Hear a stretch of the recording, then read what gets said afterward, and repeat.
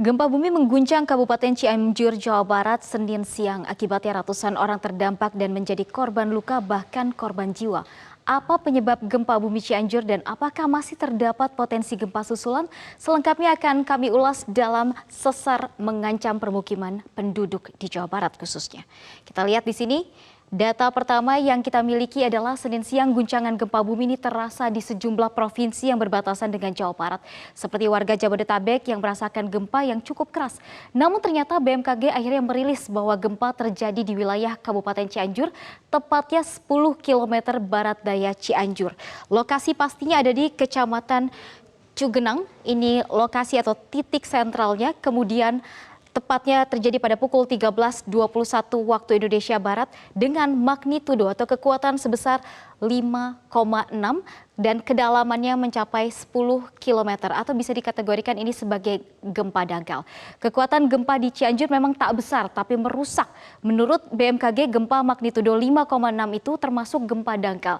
Gempa ini pun memakan korban jiwa dan luka yang tidak sedikit. Begitupun dengan rumah dan fasilitas umum. Kita lihat di sini dampak dari gempa Cianjur kemarin. Menurut data yang dirilis oleh Pemprov Jawa Barat, jumlah korban meninggal hingga saat ini mencapai 162 jiwa. Lalu untuk korban luka-luka mencapai 300 orang lebih. Ini data yang kami himpun dari Pemprov Jawa Barat.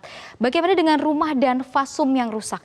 Jika mengacu pada data yang ada juga dari Pemprov Jawa Barat, bahwa ada sekitar 204 dan juga ini menjadi lokasi yang terparah yaitu ada di Desa Cigenang kemarin tadi, dan juga untuk fasum yang rusak ini juga masih terus diperbarui lagi datanya. Untuk akses jalan yang tertutup ini ada 2 jalan, yaitu satu jalan nasional dan juga satu lainnya adalah jalan di kabupaten, dan juga ada 1 jembatan yang dikatakan juga rusak cukup parah.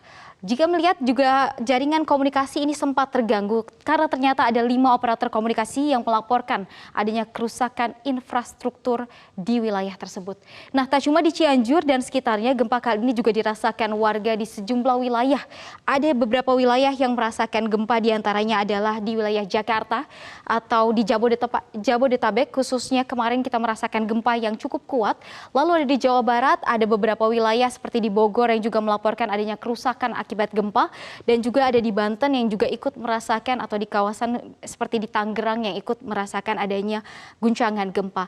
Dan gempa susulan sendiri dilaporkan oleh BMKG ada sekitar 9 kali aktivitas gempa susulan dengan magnitudo 4. Namun jika diperbarui lagi, gempa susulan berikutnya ini ada sekitar ratusan kali, namun kekuatannya tidak mencapai 4 magnitudonya maksud kami. Lalu apa penyebab gempa di Cianjur? Menurut Kepala BMKG Dwi Korita Karnawati, diduga penyebab gempa di Cianjur ialah sesar Cimandiri yang kembali bergerak. Berikut kita dengarkan pernyataan selengkapnya. Baru saja terjadi pada posisi di sekitar Sukabumi, Cianjur, di sekitar wilayah daerah tersebut, dan merupakan gempa yang diakibatkan oleh patahan geser dengan magnitudo 5,6. Diduga ini merupakan pergerakan dari sesar Cimandiri. Jadi bergerak kembali. Kemudian kedalaman pusat gempa adalah sekitar 10 km. Seperti yang sudah disampaikan Kepala BMKG, diduga bahwa penyebab gempa ialah sesar Cimandiri yang bergerak. Tapi tahukah Anda apa itu sesar? Di sini kita akan punya informasinya. Sesar merupakan suatu rekahan pada batuan di mana bagian yang dipisahkan oleh rekah itu bergerak pada satu sama lain. Umumnya sesar dapat terbentuk akibat adanya gaya pada batuan sehingga batuan tidak mampu lagi menahannya. Nah, jika kita lihat sesar yang tadi disebutkan oleh Dwi Korita Karnawati adalah sesar besar yang memanjang dari Teluk Pelabuhan Ratu, tepatnya ada di sini Teluk Pelabuhan Ratu, hingga mencapai ke Padalarang. Ini adalah sesar Cimandiri yang diperkirakan menjadi salah satu penyebab terjadinya gempa yang kemarin terjadi di Cianjur. Dan jika kita melihat juga data dari sesar Cimandiri ini ternyata tidak atau tidak kali pertama sesar ini bergerak. Namun jika kita secara fokus melihat sesar di regional Jawa Barat, ternyata ada sejumlah sesar aktif ya di sini. Nah, tak hanya sesar Cimandiri, ternyata Indonesia juga punya 295 sesar aktif yang perlu diwaspadai. Tapi kita garis bawahi dulu untuk di wilayah Jawa Barat yang kemarin terjadi gempa. Ada beberapa sesar aktif di sini. Kemarin yang disebutkan adalah sesar Cimandiri, kemudian ada sesar Lembang, juga Cipeles, kemudian ada sesar Pelabuhan Ratu, ada juga sesar Baribis yang kemarin sempat mengakibatkan gempa di salah satu wilayah di Banten, dan juga ini merupakan sesar-sesar yang aktif di wilayah Jawa Barat khususnya.